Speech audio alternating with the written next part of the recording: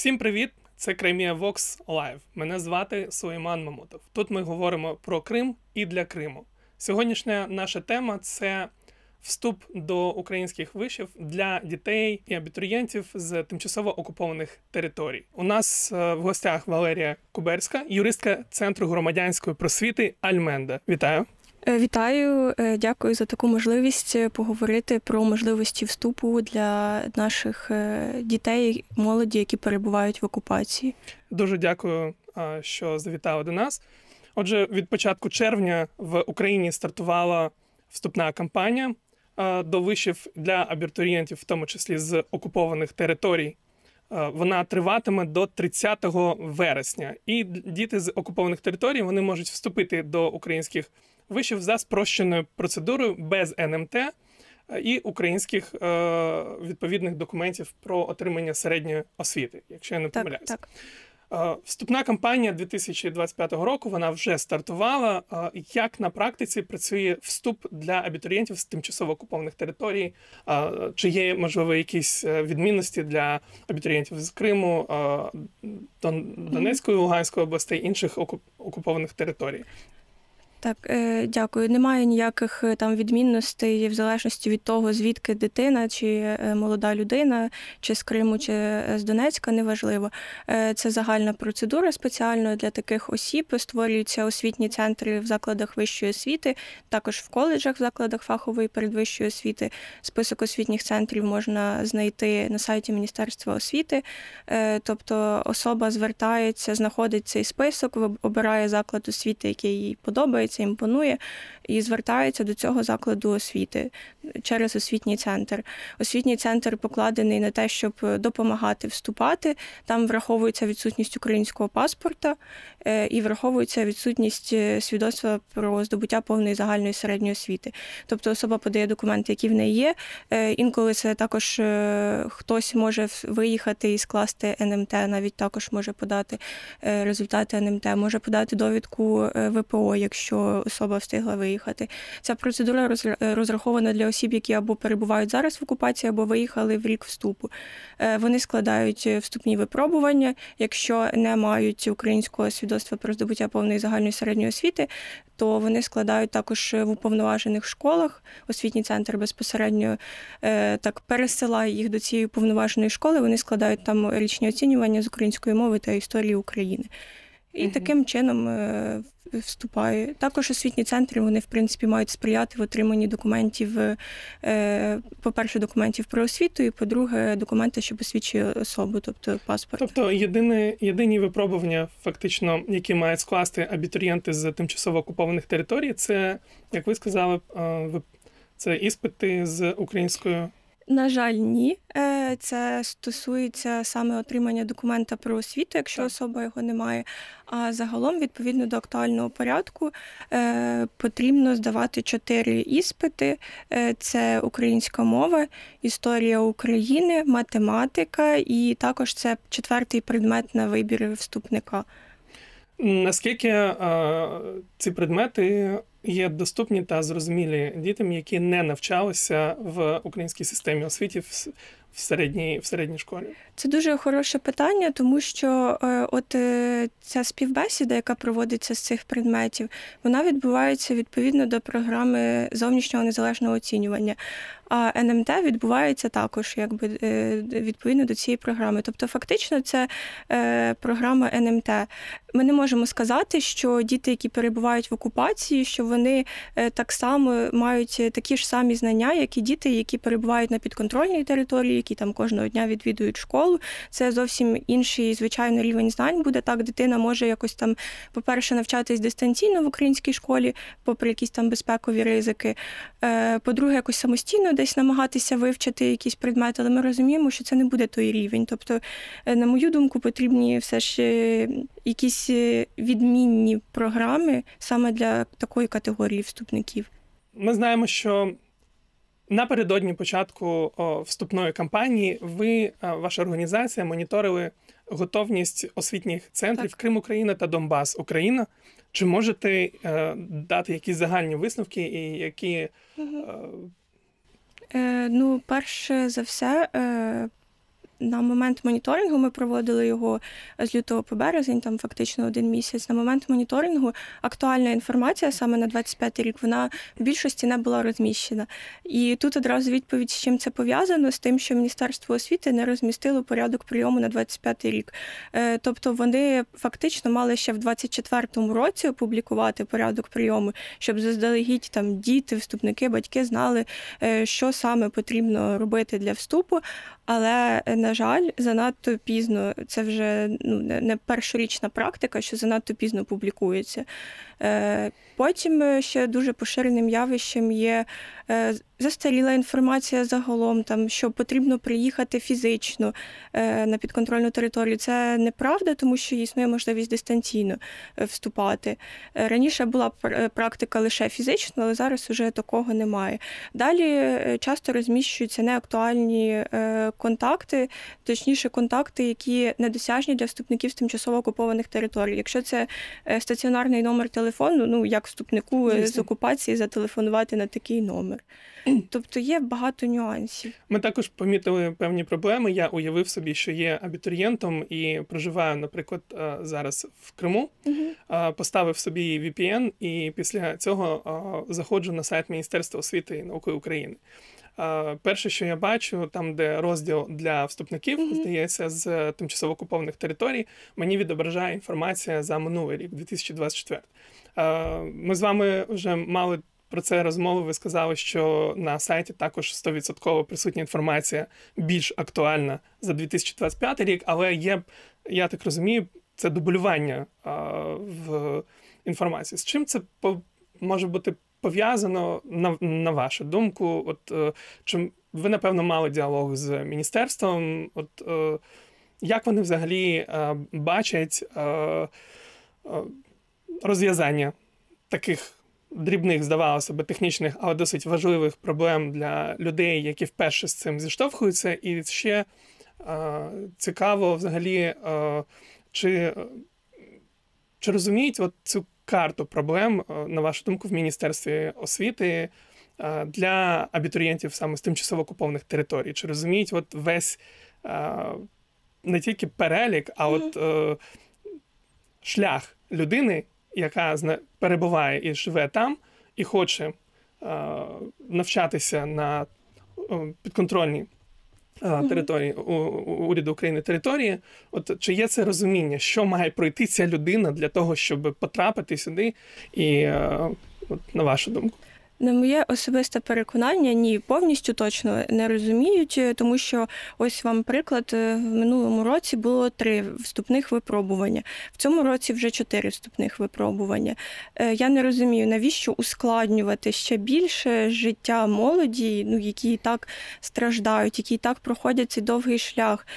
Якщо вони знаходяться там, вони перебувають в небезпеці, просто постійно перебувають в небезпеці, особливо якщо вони мають якесь відношення до української освіти, намагаються зберегти цей зв'язок.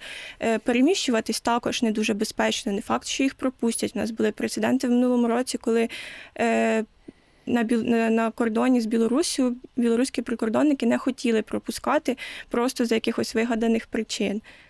Тобто, на жаль, немає повністю цього розуміння. Також в нас, відповідно до законодавства, на спрощену процедуру право має особа, яка перемістилася з тимчасово окупованої території в цьому році, в календарний рік, тобто. Але не прописана процедура, як саме має довести ця молода людина, що вона саме перемістилася в цьому році. Тобто, фактично, виходячи з норм законодавства, достатньо того, що просто вона сказала, що вона перемістилася в цьому році, надала там довідку внутрішньо переміщеної особи. Що радить Міністерство освітнім центрам? Воно каже, щоб такі особи надсилали звернення до Державної прикордонної служби, щоб отримати якийсь там витяг чи довідку про те, що вони перетнули кордон. Це дуже довго. Звернення розглядаються місяць, тобто вже може пройти вступна кампанія, а вона так і не підтвердила те, що вона переїхала в цьому році. Тому, на мою думку, тут відбувається зараз якесь ускладнення, а не спрощення. Дуже дякую вам за цю відповідь. З нами сьогодні в гостях також приєдналася постійна представниця президента України в Автономній Республіці Крим, пані Ольга Куришко. Вітаю вас. Вітаю. Пані Пані Ольго, в мене питання, яка на сьогодні взагалі динаміка, якщо ми подивимося в ретроспективі, вступу по кількості абітурієнтів з тимчасово окупованих територій, чи був спад після 2000, наприклад, 22-го року? І також цікаво, як держава забезпечує можливість для дітей з тимчасово окупованих територій готуватися до іспитів. Чи є дистанційні якісь можливості, як це можна отримати? Да, дякую за запитання. Я почну з першого про кількість. В цій складовій я можу говорити про Крим. Знаю інформацію по іншим територіям, але не беруся коментувати. На жаль, кількість дітей, які вступають кожного року після початку повномасштабного вторгнення, невтішна. До повномасштабного вторгнення ми мали вже близько 400 дітей з окупованої території. Тобто ця цифра вона поступово зростала, і ми дійшли до 400. А тепер в минулому році це, наприклад, було всього 57 дітей. І для мене, як для людини, яка займається темою освіти, саме окупованим територіям, весь цей час, я навіть іноді сприймаю це як особистий програш, бо 57 дітей – це мало з одного боку, а з іншого боку я розумію, скільки їм потрібно було всього пройти для того, щоб доїхати до підконтрольної території України і вступити. Тому ми почали вкладати більше сил в комунікацію і в донесення інформації на тимчасово окуповані території. Це стосовно вашого другого питання. Є програми підготовки навчання, частина із них платна, частина із них безкоштовна. Є програми, які розробляються самими, наприклад, школами, які надають дистанційну або екстернатну форму навчання. Тобто в них є спеціальні розроблені такі програми.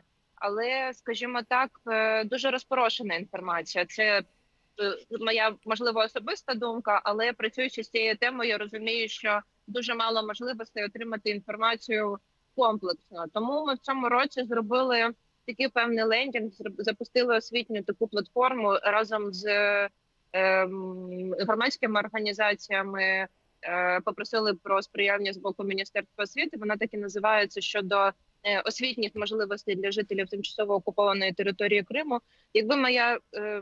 Якби в мене була можливість, я б, напевно, зробила для всіх тимчасово окупованих територій, бо так і має бути, не тільки для Криму, але ми виходимо зі своєї зони відповідальності, зі свого функціоналу, і ми там просто зібрали всю можливу інформацію, яка зараз є по навчанню. Це і вступ, це, наприклад, курси. Тут ми можемо говорити про вивчення кримськотатарської мови. Тобто ми там зробили посилання на можливі ресурси, які можуть бути корисними для людей. Подивимося, там є така форма зворотнього зв'язку, і я знаю, що вже люди пишуть з певними запитами щодо вступної кампанії, якихось інших питань. Тобто я розумію, що запит є, і потрібно комунікувати з людьми в той спосіб, який це можливо на даний момент. Я думаю, що в мене вийшла більш розгорнута відповідь, але хотілося, знаєте, більше розповісти. Так, звісно. Дуже дякую за цю розгорнуту відповідь. Ми до того, як ви підключилися, я дізнався, що навіть попри те, що немає для цих абітурієнтів з тимчасово окупованих територій, немає для них вимоги здавати НМТ, вони все одно складають певні іспити. Це іспити з 4 цього року предметів. Мені цікаво, з огляду на те, що українська держава не може забезпечити цих дітей знаннями, чи правильно вимагати їх від них при вступі, чи не забагато це 4 іспити для дитини, і зважаючи на те, що сама навіть підготовка дуже часто наражає цю дитину на небезпеку, наскільки мені відомо. Гарне питання і доречне, і воно назріло вже давно. Власне кажучи, ми про це говорили. В цьому році ми змушені констатувати, що маємо закрити цикл навчання, тобто коло замкнулося. У нас є діти, які вступили і завершили навчальні заклади, освітні навчальні заклади на тимчасово окупованій території Криму, які були повністю інтегровані в систему і в програму навчання Російської Федерації. І це вже новий виклик. Спрощені умови вступу, я трохи чула те, що було переді мною, про те, що колежанка говорила. Спрощена умова вступу була запроваджена в 2016 році. І за цей час вона не зазнавала змін фактично. НМТ – це певна така, вона не є новелою. Були попередні до НМТ там також іспити в певному форматі для дітей з тимчасово окупованих територій або співбесіди, якщо це творчі певні моменти, спеціальності. Зазнало змін можливість дистанційного подання документів, і це дійсно є перемогою після повномасштабного вторгнення. Але розуміючи доцільність вашого питання і ситуації, в якій перебувають діти на тимчасово окупованій території, є певна українська реальність. І зрозуміло, що певний такий порог для вступу він має бути, але треба думати над різними варіантами. Я впевнена в тому, що вимагаючи від дітей певного рівня знань, Україна має давати їм певні інструменти і можливості для вивчення цього. Якщо ми, наприклад, говоримо про такий складний предмет, як українська мова, з розумінням, може, треба ставитися до того, що діти на тимчасово території не вивчають і не говорять українською мовою. І не можна вимагати здачі від них іспитів на такому ж рівні, як і для дітей, які весь час проживали на підконтрольній території України і вчилися в українських школах. Це означає, що держава має розробити механізми, інструменти для того, щоб дати можливість цим дітям навчитися. Бо тут питання не тільки вступу, а питання в подальшому навчанні. Бо також є інформація, статистична інформація, вона не на нашу користь, але не можна про неї не говорити. Про те, що дітям важко навчатися. І є певний відсоток тих дітей, які могли бути відрахованими. Бо навчання української мови, складання іспитів, особливо коли змінюється і обстановка, в якій дитина проживала, змінюється навколо все. Як правило, немає батьків, бо вони залишаються на тимчасово окупованій території. Чи навчання української мови, воно доволі якби подвійне навантаження для дитини. І тут ми говоримо про те, що якраз з Міністерством освіти і науки, що має бути змінений підхід. І Міністерство освіти і науки має розробити такі навчальні програми з українознавчого компоненту. Це означає, що має бути оцінений цей, ніби як розуміння того, що дитина не вивчала, чого їй не вистачає для того, щоб повноцінно інтегруватися в систему української освіти, і запропонувати їй такі форми навчання і підтримки, які дадуть їй можливість інтегруватися. І я думаю, що умови вступу і спрощений порядок вступу, я погоджуюся з колегою про те, що він тільки називається спрощений порядок вступу. Насправді тут для нас він спрощений, тобто ми розуміємо, що є різні діти, в них можуть бути різні умови для доступу до української освіти. А для дітей з тимчасово окупованих територій це не спрощений порядок, зважаючи на те, скільки треба проїхати, формально заплатити за цю дорогу, з розумінням того, що ти їдеш ніби як в один кінець. Ти не зможеш там їздити, навідувати своїх батьків, тебе розривається зв'язок з друзями, і фактично ти приїжджаєш на певний період і навчаєшся тут, а потім залишаєшся, працюєш на підконтрольній території України. Тому ми зі свого боку, як інституція, працюємо над тим, щоб спрощений порядок був дійсно спрощений. Для того, щоб було дотримано і, скажімо так, інтересів держави, бо в нас державна мова українська і є особливо в умовах повномасштабного вторгнення російської агресії, розуміння про необхідність вивчення і вміння користуватися з українською мовою. Тому, але з іншого боку, не можна вимагати від дітей, які не навчалися українською мовою, нею не говорили, її знати. Повністю з вами погоджуюсь. Мені здається, про цей момент ми досить часто забуваємо, що це діти, які не контактували з українською мовою, проживаючи на тимчасово окупованих територіях. Сам по собі крок і рішення в тих умовах, в яких вони живуть, в тих реаліях, можна вважати героїчним, на моє переконання. І ми, здається, також часто забуваємо про те, що українська і російська мови не є однаковими, це різні мови, і виходячи з цього, треба розуміти, що людина, яка не контактувала, не мала практики, не мала можливості її вивчати, напевно, тоді не можна вимагати, щоб ця людина одразу її змогла опанувати. Дуже дякую за цю відповідь. І ще хотів у вас спитати, на вашу думку, як доносити до молоді з тимчасово окупованих територій, що вони нам важливі, і хто має це робити насамперед?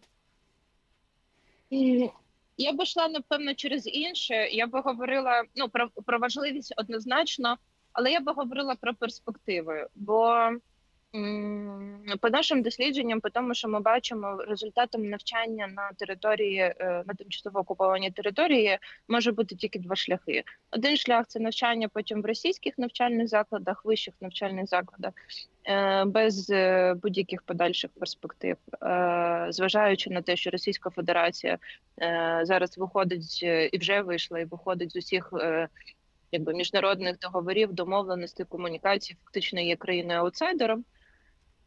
І другий напрямок – це російська армія. Тобто там немає перспектив і немає майбутнього. Через те Україна може показувати, говорити про майбутнє, яке вона дає. Бо, власне кажучи, питання часу, коли Україна стане частиною Європейського Союзу, ми є фактично частиною Європейського Союзу, коли ми будемо юридичною частиною Європейського Союзу, це дасть ще більше можливостей, в тому числі в освітньому форматі, можливість і навчатися за кордоном, або по подвійним програмам, або там приймати участь в певних таких програмах обміну. Це можливість працевлаштування, можливість вивчення багатьох мов, можливість бути частиною європейської спільноти.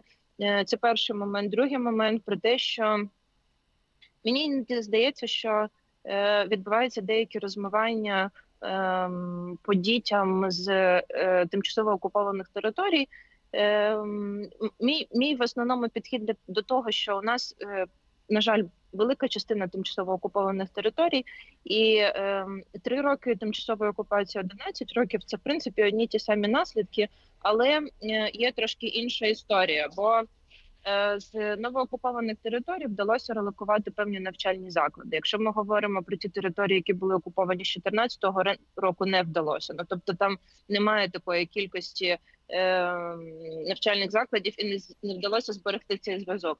Тому, по моєму відчутті, комунікація має бути різною. Тобто, якщо для дітей з новоокупованих територій більше способів комунікації через органи місцевого самоврядування, які релокувалися, через органи обласні цивільні адміністрації, обласні військові адміністрації, через вчителів, наприклад, які перемістилися, але продовжують підтримувати зв'язок з дітьми, які залишаються на тимчасово окупованих територіях, і інше. То по 2014 року, то тут немає стільки багато контактів. І нам треба думати про різні варіанти, як можна достукатися до тих дітей, зважаючи на те, що, і це також потрібно враховувати, що Російська Федерація вважає Україну недружньою державою, і за контакти з державними інституціями недружньої країни передбачена відповідальність. Це означає, що якщо у людини знайдуть інформацію, яка буде свідчити про те, що вона контактує з державними інституціями українськими, цілком очевидно, що може бути відповідальність певна, адміністративна або кримінальна. Тому тут така певна розтяжка, і дотягнутися до людей з одного боку, а з іншого боку не підставити їх під загрозу. Я бачу пріоритетні це комунікація через іноземні інституції, бо це є можливість дотягнутися, і більше поширення інформації про спроможності України. Дуже дякую, пані Ольго. До речі, продовжуючи тему з бар'єрами і проблемами, з якими зіштовхуються діти і їхні батьки на тимчасово окупованих територіях, пані Валерія, підкажіть, будь ласка, які найбільші труднощі? Як виглядає реальність дітей, їхніх батьків, які хочуть навчатися і отримати вищу освіту, наприклад, у Києві, у Львові, Одесі? Це залежить від того, Залежить від того, як саме людина планує вступати. Тобто, чи вона дистанційно вступає, чи вона все ж переміщується. Якщо вона дистанційно вступає, то, по-перше, проблема, щоб обрати університет, який забезпечував дистанційне навчання. Тому що в нас не всі заклади вищої освіти забезпечують дистанційне навчання. Далі, якщо це, наприклад, і безпековий, звичайно, фактор туди з чого він грає роль. складається? Скажіть, з чим може зіштовхнутися дитина, яка готується, наприклад, до української мови? Це цікаво. Якщо ми говоримо, в принципі, української мови якби немає там, і якщо ми говоримо, наприклад, про історію України, то деякі теми з історії України, вони можуть розцінюватися як екстремізм. От в минулому році, в кінці минулого року був прийнятий указ Путіна про протидію екстремізму, який якраз, зокрема, розцінює певні частини історії України як екстремістську діяльність, тобто це вже відповідальність. Це, здається, стратегія, яка була в грудні прийнята, і там майже все, що пов'язане з Україною, можна розтлумачити як джерело екстремізму. Безумовно, так. А ми ж говоримо про людей, які там старше 16 років, старше 18 років. Далі це, якщо особа виїжджає, то це проблеми з виїздом. По-перше, в нас є багато прикладів, коли батьки проти виїзду, і ця молода людина, вона має якось там тишком-нишком заробити собі гроші на виїзд, тому що в нас немає якихось таких державних цільових програм, які би фінансували цей виїзд молоді. Тому дитина має сама собі назбирати кошти, і ми інколи зустрічаємося з тим, що там особа закінчує школу, і вона потім рік працює, можливо, навчається десь як для прикриття, але вона працює, заробляє кошти, починає цю процедуру виїзду. Потім, коли вона приходить в консульство в Білорусі, їй відмовляють в отриманні посвідчення на повернення, кажуть, що так, у вас громадянство Росії, чому ви хочете повернутися. Дуже багато якогось дискримінаційного ставлення може бути тут. Також у нас були випадки, коли прикордонники, як я вже говорила, білоруські не пропускали, просто тому що сказали, що вона не має ніякого зв'язку з Україною, її в Україні ніхто не чекає і не пропустить на територію України. Тобто ось такі бар'єри, коли вже особа приїжджає, їй потрібно десь жити, їй потрібно за щось жити. Це також дуже важко, якщо в тебе нікого тут немає. Так, можна. Який розмір стипендії, може, ви знаєте? На жаль, не пам'ятаю, але там не дуже, там щось, напевно, 1000 чи 2000, якщо не менше. Я не думаю, що можна взагалі вижити на суму цю. Але ж треба ще вступити. Так, передбачається, що освітні центри допомагають з поселенням в гуртожитки. Але не всі заклади вищої освіти мають свої гуртожитки також. Тобто тут дуже багато нюансів є. Зважаючи на ті проблеми, які ви вказали зараз цього року, чи є вже звернення від жителів Криму, громадян України або інших територій України, які зараз перебувають під окупацією Російської Федерації? Чи є вже звернення і скільки з Криму, цікаво? Так, є звернення, не можу сказати, скільки, зокрема, по всіх територіях окупованих, але з Криму це 75 звернень, це вже за цей календарний рік, тобто починаючи з 1 січня. Це діти, які планують прям... Це не завжди про вступ звернення, це загалом від кримчан. Тобто це може бути про визнання результатів навчання, там може бути про зарахування до української школи, чи інші якісь освітні питання, але, зокрема, там, звичайно, є питання, які стосуються вступу. Дуже, дуже дякую. Пані Ольго, цікаво також, можливо, ви могли б поділитися інформацією щодо звернень, якщо такі надходять до представництва, і які стосувалися б якраз питань отримання освіти. У нас надходить багато звернень. Я зараз так не можу відразу сказати, яка кількість. Я знаю точно, що зараз гарячий період і це вступна кампанія. У нас надходять звернення про можливість вступу, оскільки основним тримачем інформації, і, власне кажучи, міністерством, яке має курувати цю роботу, і Міністерство освіти, я думаю, що більше до них звертаються. До нас звертаються зі складними питаннями, так як каже колега про наприклад, отримання паспортного документу або про можливість виїзду з окупованої території і переміщення на територію підконтрольну. Є частина, яка стосується підтвердження знань, здобутих на тимчасово окупованій території, і це за різні періоди. Це і шкільна освіта, але більше вищі навчальні заклади. І, власне кажучи, довго вже йдуть питання від тих, хто перебуває за кордоном. Бо, наприклад, є жителі тимчасово окупованих територій, які виїхали, тобто вони виїжджали весь цей період, і ще масово виїжджали після початку повномасштабного вторгнення, і зараз перебувають на території іноземних країн. І зрозуміло, що іноземні країни не визнають їх документи освітні. І тут, звичайно, є багато дискусій, але ми говоримо про ті спеціальності, які не становлять загрозу. Це може бути, до мене звертається дівчина, в неї освіта, хотіла швидко сказати, забула, ветеринара.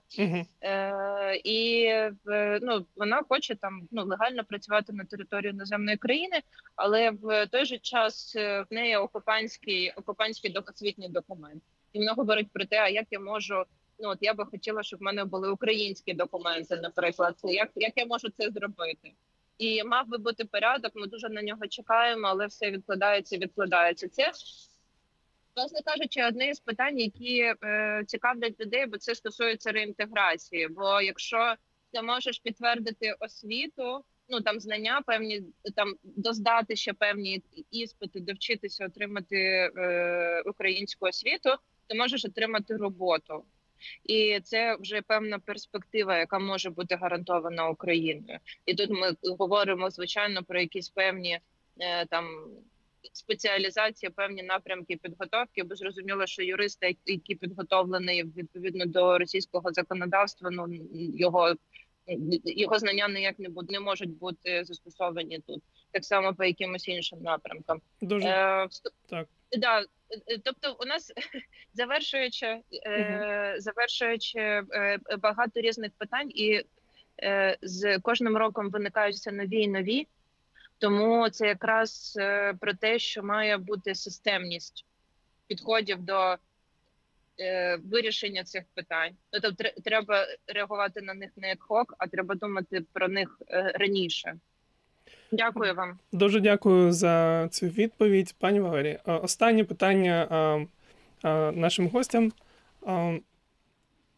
Найключовіша, найголовніша річ, яку, на вашу думку, і найперше має зробити українська держава для того, щоб кількість дітей з тимчасово окупованих територій, які хочуть і можуть тут навчатися, і навчалися б, стало більшою. Що це мало бути?